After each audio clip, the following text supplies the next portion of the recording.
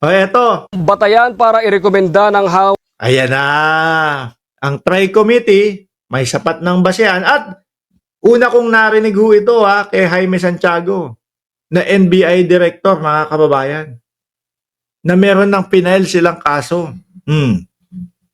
Hindi nga lang ho natin alam kung yun na po, sedisyon na po yun, o kung ano pa man. Pakinggan ho natin yung balita kay Roque. May sapat ng batayan para kasuhan si Roque. Ay sapat umanong batayan para irekomenda ng House Tri-Committee ang pagkasampa ng mga kaukulang reklamo laban kay dating presidential spokesperson Harry Roque na itinuturong nasa likod ng Polvoron video. Talaga sumikat ng todo si Mami Pebs, ano? Mami Pebs, shoutout mo kami, ha? And then, napakabait pong tao niyan. Bigyan ko kayo ng background. Matagal na kami magkakilala ni Mami Pebs, no? Since parang sabi mo na ang 2022, 3 taon na din kahit papaano, no, nung election. Nung bumaliktad ho yan, nanatili ho yan na nasa sa Facebook friends ko, nanatili ho. Pero ang hindi ho nanatili sa amin, yung mag-usap kami dalawa.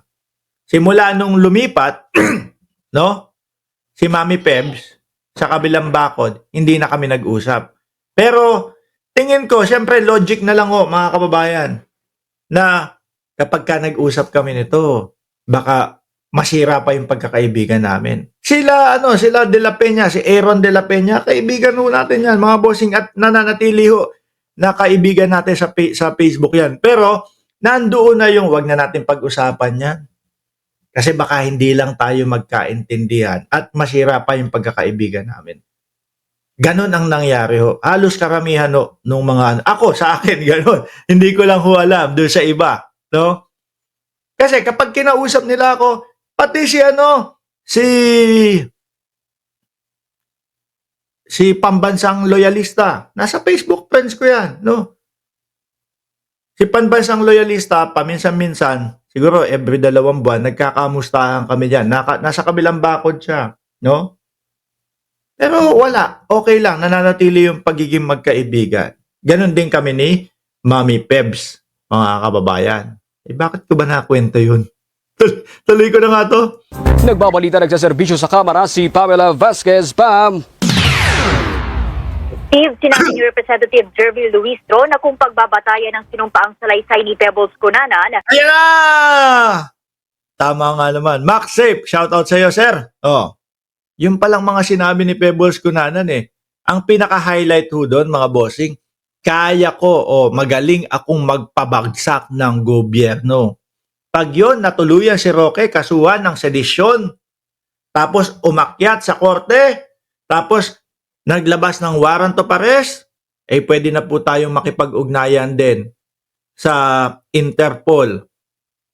No po, kasabay, alam ko nauna na ang DOJ na magsumite ng mga dokumento at ebidensya na si Roque ay hindi ginigipit ng pamahalaan tapos sabay, eto Interpol, paki-help nga kami. Nandiyan sa the Netherlands, si Roque.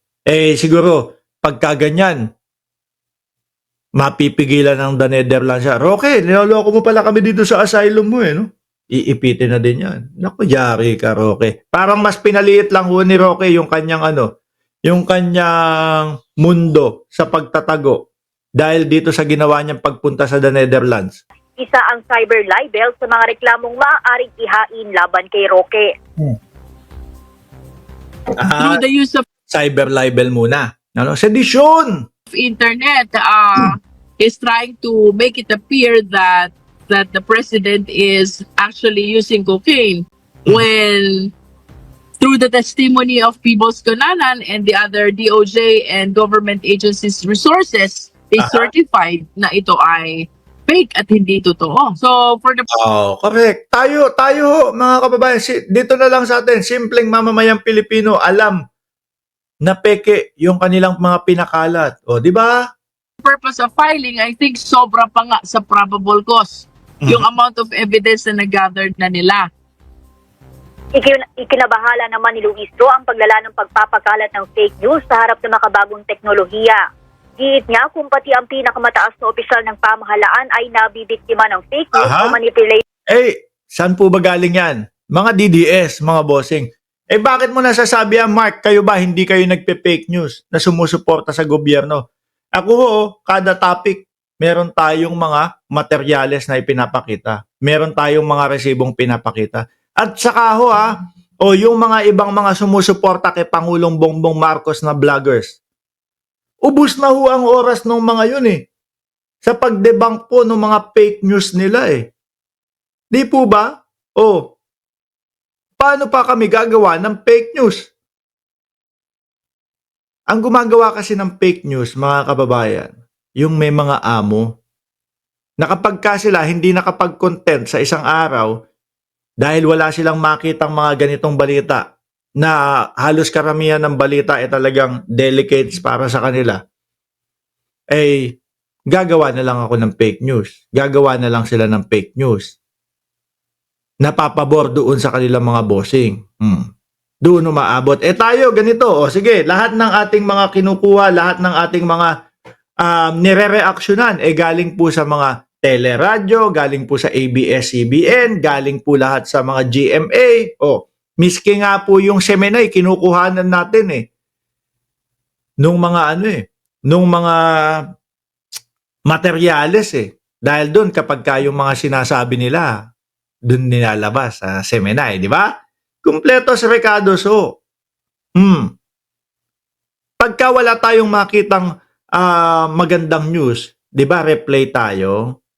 Replay tayo, di ba? Ganon. Yung mga DDS, hindi pwede kasi may nagmamando, bayad ka namin bakit walang bakit wala kang content? Tamad ka. Mayayarian ako, sige, gawa na lang ako ng fake news. Video ay hindi malabong mangyari ito sa kahit sino. Samantala, ikinagalak ni Luis Tro ang pagbabalik bansa ni Vice President Sara Duterte mula sa the Netherlands dahil maharap na nito ang impeachment trial. Yun na naman ang kasunod, mga kababayan. July yan, no? Impeachment naman po ang kakaharapin ng ating Vice Presidente. Patong-patong, Patong-patong. To be very honest, I appreciate that as a positive action of the Vice President. I interpret that as her willingness to face the impeachment trial. Kasi naman, Madam, nabanggit din ni dating Senador Trillanes na naka-line up din yata ang Vice Presidente. Di ba, Kian?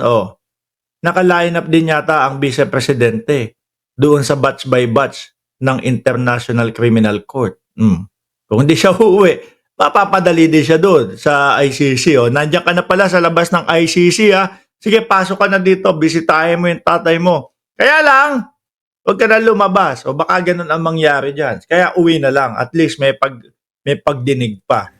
Sabi ko nga, since we have due process, I hope she will take advantage of this opportunity to present her defense, unlike what happened during the investigation of the Good Government Committee. Kaserbisyo mo sa Hindi naman dapat dadating sa punto na impeachment yan no? Kung ipinaliwanag na nila yung kanilang mga depensa sa Kongreso, di pag narinig ng sambayan ng Pilipino, kami pa ang didepensa sa iyo, BP. Kaya lang wala kaming narinig na na pagpapaliwanag sa inyo kung sino si Piatos, kung sino si Kokoy Villamin at yung iba pang mga nadamay at si Jugs de Asim, may mga amoy de Asim pa na mga pangalan. Wala. Di sana kung nakita namin kayo sa Kongreso, tapos narinig namin kayo talaga yung depensa ninyo nang walang yung mga tipo bang sumakit ang dibdib ko, dalhin sa ospital si Zulaika. Yung mga walang ganung arte-arte at nakikita namin na naididepensa ninyo ang inyong side, kami pa ang sa inyo, ang baback up sa inyo kaso wala. Sinayang nyo yung pagkakataon na gano'n. Kaya umabot sa punto na pati ang taong bayan, since ayaw nyo magpaliwanag dyan, magpaliwanag kayo doon sa impeachment trial. Di ba, ginger cut. Boss Mark, yung depensa ng mga didilis, tirik kandila with pansit. Oh, may karayom at manika. Isama mo pa soft drinks. Oh, 2 kandila, pansit bihon. O tapos merong pandesal sa gilid. Tapos sabay, may mga hawak. Kala mo, mga kulto. Kala mo yung padasal. Di ba, mga kababayan? At eto po, balik kay Roque. Pasasaan pa at papasok ka din sa Oblo, Roque, no? Kung si Kibuloyski na super yaman, kung ang dating Pangulong Duterte na super yaman, kung si Tebes na super yaman din, yun, hindi pa, kumbaga, wala pa sa Pilipinas, pero nandun na, hawak na din ng, ng mga kapulisan o alagad ng batas. Ikaw pa kaya, no? Na 65 million is 65 million. Pero, kumpara doon sa mga taong binanggit ko, wala yung 65 million na yan.